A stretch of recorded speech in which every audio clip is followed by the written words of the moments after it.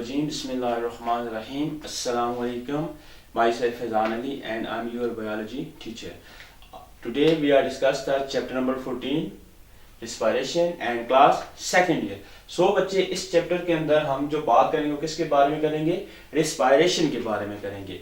अब रिस्पायरेशन होता क्या है हम आपने फर्स्ट ईयर में पढ़ा होगा, लेकिन यहाँ पर हम रिस्पायरेशन जो है वो उससे थोड़ा डिफरेंट होगा। अब कैसे होगा वो हम आगे इंशाल्लाह साथ साथ एक्सप्लेन करते जा रहे हैं। अब बच्चे हमने कहा कि रिस्पायरेशन अगर हम डिफाइन करें तो हम कहते हैं ब्रेकिंग ऑफ रिस्पायरेटरी फ्यूल, ऐसा प्रोसेस जिसमें रिस्पायरेटरी फ्यूल टूटता है। किस वजह से टूटता है, किस लिए टूटता है? फॉर ऑब्टेनिंग एनर्जी, मतलब ऐसा प्रोसेस जिसमें रिस्पायरेटरी फ्यूल टूटता है और एनर्जी रिलीज होती है, ऐसे प्रोसेस को आप क्या कहते हैं? रिस्पायरेशन कहते हैं। ठीक हो गया। अब बच्चे अगर आपको याद हो तो आपने दो तरह की रिस्पायरेशन पढ़ी थी। अगर हम इसकी टाइप्स की बात करें तो हमारे पास कितनी तरह की रिस्पायरेशन होती है? टू टाइप की। कौन कौन सी? नंबर वन हम कहते हैं aerobic respiration and number two हम बच्चे बात करते हैं anaerobic respiration. Aerobic respiration and anaerobic respiration. अब अगर हम बात करें ये एनएरोबिक रिस्पायरेशन और एरोबिक रिस्पायरेशन की तो इनमें डिफरेंस क्या था? तो हमने कहा था एरोबिक रिस्पायरेशन को पहले हम एक्सप्लेन करते हैं। इन दिस प्रोसेस, या ऐसी respiration in which oxygen is used, इसके अंदर हमने क्या पढ़ा था कि इसमें ऑक्सीजन क्या होती है? यूज होती है। इसके अलावा अगर आप देखें तो हमने कहा था कि ये जो रिस्पायरेशन है, कौन सी? एरोबिक रिस्पायरेशन, इसके थ्री डिफरेंट स्टेप्स। इसके क्या थे? डिफरेंट स्टेप्स थे। कौन कौन से? नंबर वन बच्चे आपने याद होगा तो आपने पढ़ा होगा ग्लाइकोलाइसिस, जिसमें हमने क्या कहा था? हमने कहा था कि ऐसा प्रोसेस था जिसके अंदर क्या हो रहा था?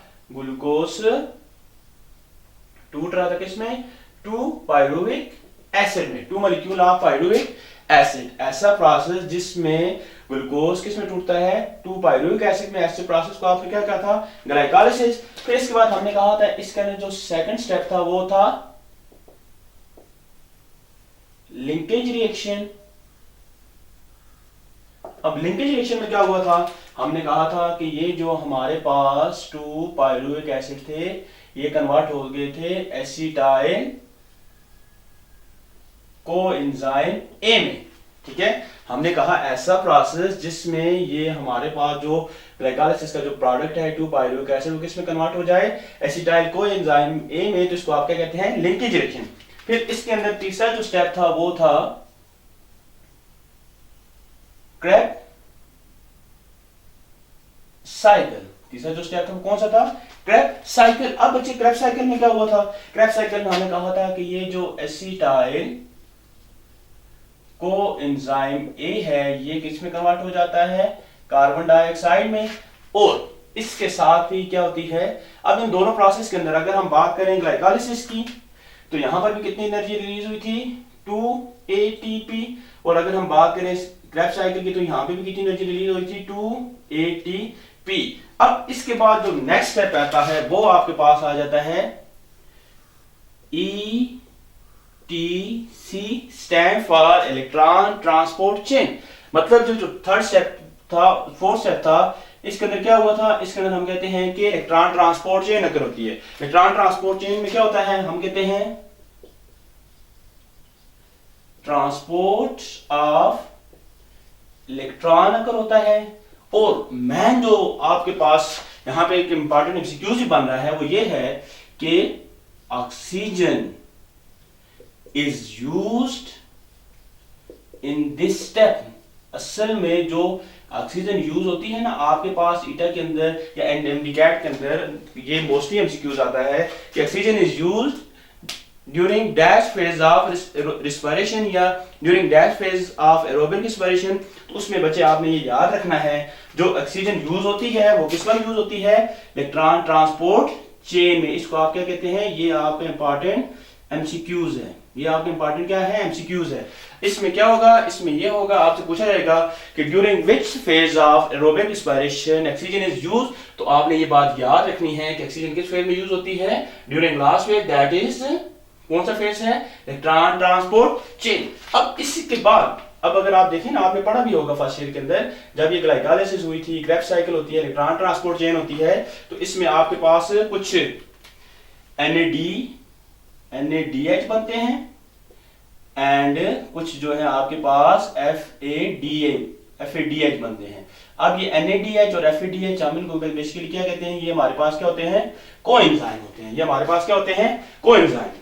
अब जब इनकी ब्रेकडाउन होती है तो फिर हमारे पास क्या होती है, एनर्जी प्रोड्यूस होती है। हमारे पास एनर्जी क्या होती है, प्रोड्यूस होती है। और इनकी ब्रेकडाउन के प्रोसेस को आप कहते हैं ऑक्सीडेटिव फास्फोराइलेशन।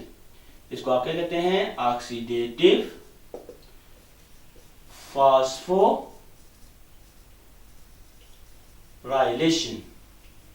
ठीक हो गया। अब इसमें क्या होता है, हम कहते हैं इन दिस प्रोड्यूसेस ATP। अगर आपने पढ़ा हो तो आपको याद होगा कि during aerobic respiration 38 ATP molecule क्या होते हैं, प्रोड्यूस होते हैं। मतलब ये हो गया कि अगर हम एरोबिक रिस्पिरेशन की बात करें तो इस दौरान हमारे पास कितने मॉलिक्यूल ऑफ एनर्जी प्रोड्यूस होते हैं, 38। लेकिन जो हमें मिलती है वो कितनी होती है, 36। जो हमें मिलती है वो कितनी होती है, 36 ATP। अब 2 ATP क्यों, कि हमने कहा कि ये जो 2 ATP हैं यहां पर 2 ATP यहां पर ग्लाइकोलाइसिस के अंदर क्या हो जाते हैं, यूज हो जाते हैं। 2 ATP यहां पर ग्लाइकोलाइसिस के अंदर क्या हो जाते हैं, यूज हो जाते हैं। अब इसके बाद बच्चे हमने कहा ये तो थी एरोबिक रिस्पिरेशन। अगर आप इसकी इक्वेशन लिखें तो वो इक्वेशन आपको शायद याद भी होगी, तो हमने ये पढ़ा था ना, C6H12O6 प्लस O2, जब ये कंबाइन होते हैं तो क्या बन जाता है, CO2 plus H2O plus energy क्या हो जाती है, प्रोड्यूस हो जाती है या एनर्जी रिलीज हो जाती है। अब ये आपके पास क्या थी, एरोबिक रिस्पिरेशन की इक्वेशन थी। अब बच्चे अगर हम एनारोबिक रिस्पिरेशन की बात करें तो हम कहते हैं इट इज अकर। अगर हम इसकी बात करें एनारोबिक रिस्पिरेशन की तो हम कहते हैं कि ये किस वक्त अकर होती है, सबसे पहला इसका जो विदाउट ऑक्सीजन, मतलब यहां पर ऑक्सीजन की जरूरत नहीं होती या ये ऑक्सीजन के बगैर अकर होती है। फिर दूसरी चीज हम कहते हैं in this small amount of energy release. इसके अंदर कितनी एनर्जी रिलीज होती है, small amount of energy release. अब इसके अंदर स्मॉल अमाउंट ऑफ एनर्जी क्या हो जाएगी, रिलीज हो जाएगी। इसके बाद मोस्टली हम कहते हैं अकर होती है किसके अंदर, यीस्ट के अंदर। फिर इसके अलावा हमने कहा था बैक्टीरिया के अंदर,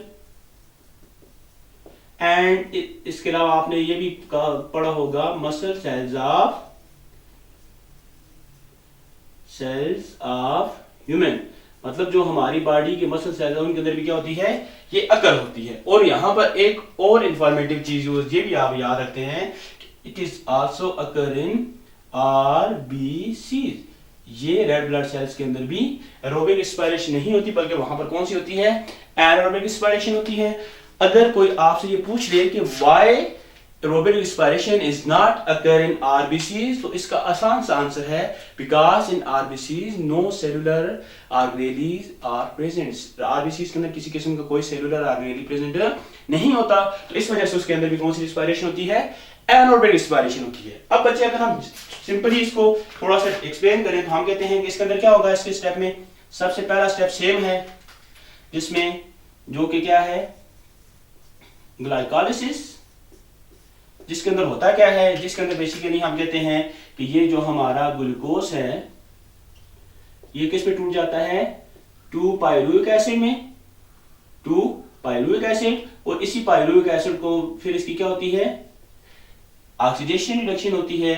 तो ये जो पाइरुविक एसिड है ये कन्वर्ट हो जाता है या तो इथेनॉल में, इसको आप फर्मेंटेशन भी कहते हैं, या फिर हम कहते हैं लैक्टिक एसिड में। मतलब ये इथेनॉल में भी कन्वर्ट हो सकती है या फिर लैक्टिक एसिड के अंदर भी अकर हो सकती है।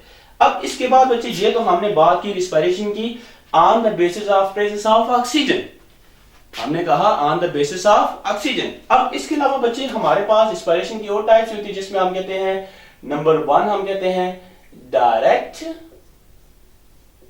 रिस्पिरेशन, और दूसरे को आप कहते हैं इनडायरेक्ट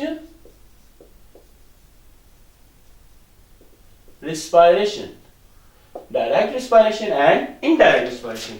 अब डायरेक्ट रिस्पायरेशन की बात करें तो हम कहते हैं कि इन विच डायरेक्ट एक्सचेंज ऑफ गैसेस अकर।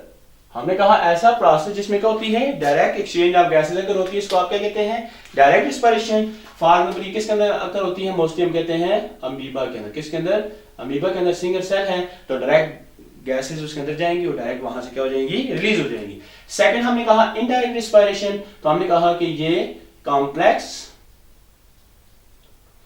और लार्ज ऑर्गेनिज्म के अंदर, जिस तरह हम है तो हमारे अंदर क्या होती है, इनडायरेक्ट रिस्पायरेशन अकर होती है। चलें इसकी एग्जांपल भी लिख देते हैं। हम कहते हैं हमारे पास आ जाता है ह्यूमन, हम लिख देते हैं, ठीक है, ह्यूमन इसके एग्जांपल के तौर पर। और भी बहुत सारी, लेकिन जस्ट हम एक सिंगल को एक्सप्लेन कर रहे हैं। अब बच्चे इसके बाद अगर आपसे कोई पूछे जी तो स्टेप्स, तो हम यहां पे हम बात करते हैं स्टेप्स ऑफ रिस्पायरेशन। रिस्पायरेशन के स्टेप्स क्या हैं? तो सबसे पहला स्टेप क्या है? सबसे पहला स्टेप होता है इनटेक ऑफ गैसेस। सबसे पहला स्टेप क्या है कि हम गैसेस को किधर लेके जाएं, अपनी बॉडी के अंदर। नंबर 2 हम कहते हैं exchange of gases in blood and alveoli. ये हम अपनी बात करें, ठीक है। इसमें क्या होगा कि जो हमने एयर इनहेल की थी वो पहले हमारे एल्वोलाई के अंदर जाएगी, तो एल्वोलाई से किधर जिसमें एक्सचेंज होना है, एल्वोलाई से ये मूव करेगी या ट्रांसफर होगी किसकी तरफ, ब्लड की तरफ। फिर तीसरे स्टेप में हम कहते हैं ट्रांसपोर्ट ऑफ गैसेस। अब ये ट्रांसपोर्ट है, मतलब इसको ब्लड के थ्रू किधर लेके जाना है, टिश्यूज के अंदर। फिर इसके बाद क्या हो जाएगा, फिर एक्सचेंज हो जाएगी, exchange of gases between blood and tissues, और इसके बाद हम कहते हैं फिफ्थ में using of respiratory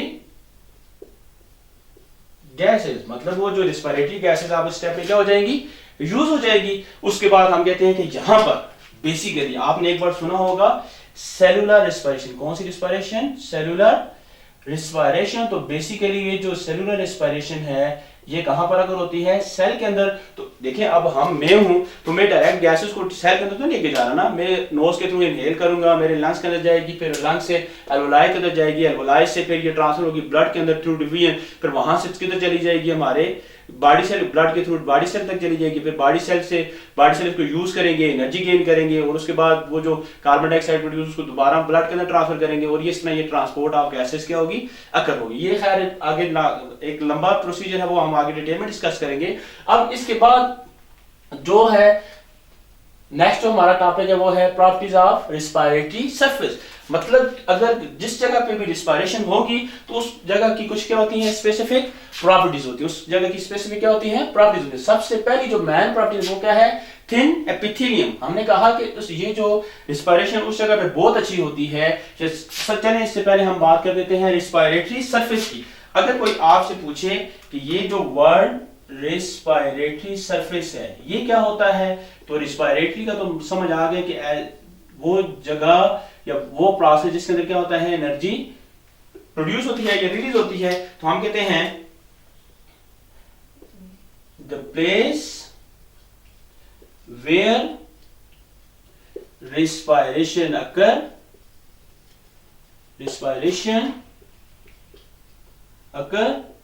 is called respiratory surface। मतलब ये हो गया कि ऐसी जगह जहां पर क्या होता है, रिस्पायरेशन अकर होती है, ऐसी जगह को, ऐसे सेल्स को, ऐसे बॉडी पार्ट्स को आप क्या कहते हैं, रिस्पायरेटरी सरफेसेस कहते हैं। अब बच्चे हमने कहा सबसे पहले जो रिस्पायरेटरी सरफेस की जो पहली प्रॉपर्टी वो क्या है, थिन एपिथेलियम। थिन का मतलब होता है पतली।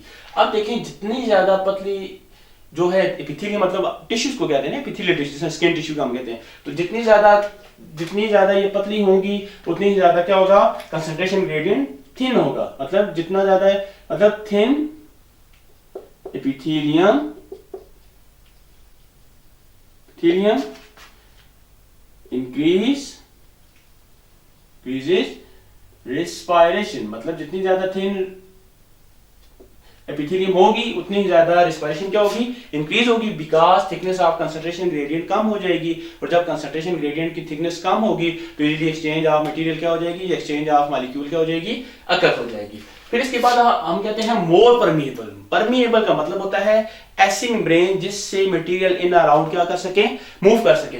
जितनी ज्यादा मेम्ब्रेन परमिएबल होगी उतना ही ज्यादा क्या होगा, डिफ्यूजन अकर होगी, और जितनी ज्यादा डिफ्यूजन अकर होगी बेसिकली उतनी ही ज्यादा एक्सचेंज ऑफ गैसेस अकर होगी। अगर हम बात करें जो हमारी बॉडी के अंदर या किसी भी ऑर्गेनिज्म के अंदर जो एक्सचेंज ऑफ गैसेस होती है वो किसके थ्रू होती है, डिफ्यूजन के थ्रू होती है। अब हमने कहा कि जितनी ज्यादा परमिएबल मेम्ब्रेन होगी उतनी ही ज्यादा डिफ्यूजन अकर होगी। तो हम कहते हैं कि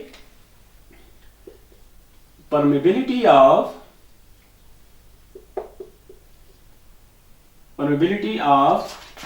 membrane increases respiration। हमने कहा कि जितनी ज्यादा परमिबिलिटी होगी उतनी ही ज्यादा रेस्पिरेशन क्या हो जाएगी, ज्यादा हो जाएगी। अब इसके बाद हम कहते हैं वेट सरफेसेस। वेट सरफेस या इसको आप कह सकते हैं मॉइस्ट सरफेस। अब बच्चे बात यह है कि जितना ज्यादा वो मॉइस्ट होगा, नमी वाला होगा, उतनी ही ज्यादा क्या होगी, एक्सचेंज ऑफ गैसेस क्या होगी, because in dry surfaces gas exchange not occur, gases exchange not occur. मतलब अगर वो सरफेसेस ड्राई होंगी तो वहां पर गैस एक्सचेंज अकर नहीं होगी। फिर इसके बाद बच्चे हम कहते हैं लार्ज सरफेस एरिया। अब देखें अगर आपके लंग्स के अंदर एक एल्वोलाई काम कर रहा है तो उसके अंदर ज्यादा रेस्पिरेशन होगी, या दो के अंदर या तीन के अंदर, मतलब जितने ज्यादा एल्वोलाई होंगे तो उतनी ज्यादा क्या होगी, एक्सचेंज ऑफ गैसेस अकर होगी। मतलब जितने ज्यादा एल्वोलाई होंगे बेसिकली उतना ही क्या हो जाएगा, सरफेस एरिया ज्यादा हो जाएगा, और जितना सरफेस एरिया ज्यादा होगा उतनी क्या हो जाएगी, एक्सचेंज ऑफ गैसेस अकर हो जाएगी। ठीक हो गया। तो इस वजह से हमने कहा कि higher surface area higher rate of respiration. जितना ज्यादा सरफेस एरिया होगा उतने ही ज्यादा रेट ऑफ रेस्पिरेशन क्या होगा, ज्यादा होगा। फिर इसके बाद हम कहते हैं वेंटिलेशन। गुड वेंटिलेशन सिस्टम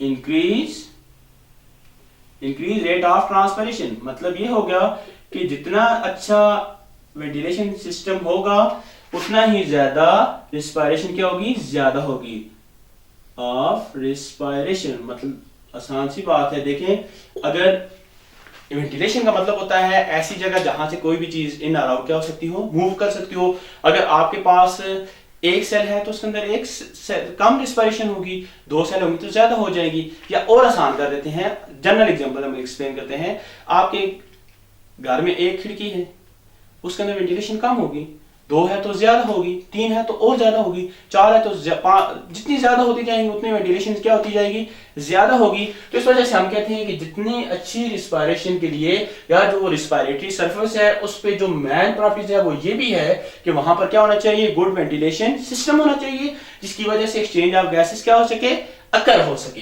या जो आप कह सकते हैं रिस्पायरेशन अकर हो सके। फिर लास्ट में हम कहते हैं large network of capillaries. Capillaries basically क्या हम कहते हैं, capillaries are the small blood vessel which are one cell thick. जितने ज्यादा कैपिलरी, अब देखें यहाँ पे सामने ये बुलाए है ना, तो हम कहते हैं कि जितना ज्यादा इनके ऊपर नेटवर्क ऑफ ये इस तरह कैपिलरीज होगा ना, जितना ज्यादा नेटवर्क ऑफ क्या होगा, कैपिलरीज होगा, तो उतना ही रेट ऑफ ट्रांसपिरेशन ज्यादा होगी। मतलब आप ये कह सकते हैं more capillaries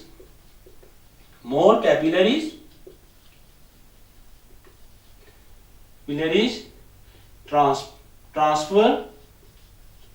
transfer more gases in blood, more gases in blood.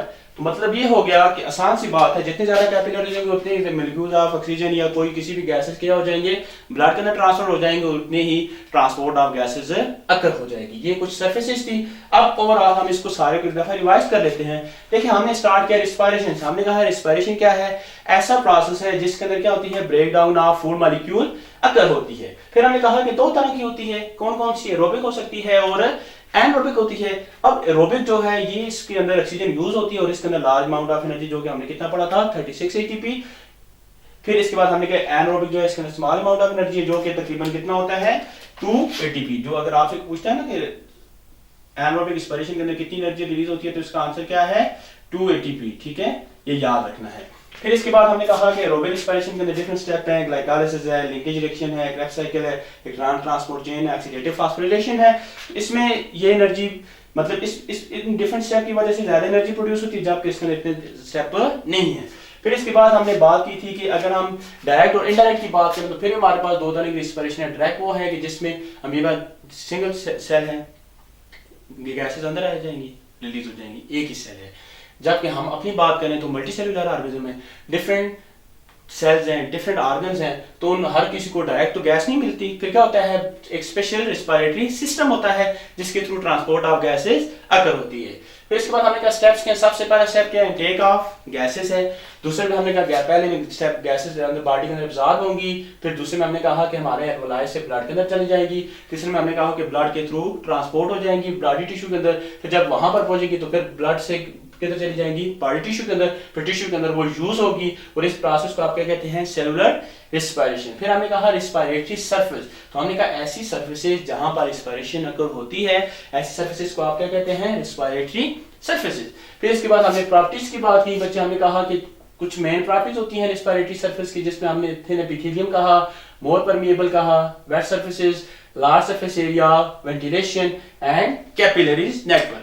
अब बच्चे ये कुछ प्रॉपर्टीज थी किसकी, रिस्पिरेटरी सरफेस की। अब अगर यहां तक आप में को किसी चीज की समझ ना आई हो या कोई चीज आपको किसी चीज में कोई कंफ्यूजन आ रही हो तो आप कमेंट्स बॉक्स में हमसे पूछ सकते हैं। इसके अलावा जो है आप हमारा जो चैनल है सक्सेस कोचिंग अकेडमी, इसको सब्सक्राइब करें, इसको शेयर करें अपने फ्रेंड्स अपने रिलेटिव्स के साथ, ताकि वो भी इससे फायदा उठा सकें। और इसके अलावा जो है आप ये जो लेक्चर सीरीज अभी हमने स्टार्ट की है, तो इसके बाद हम आगे ह्यूमन रिस्पिरेटरी सिस्टम इस टॉपिक वाइज हम आगे मूव करते रहेंगे। अभी तब तक के लिए अल्लाह हाफिज, थैंक यू।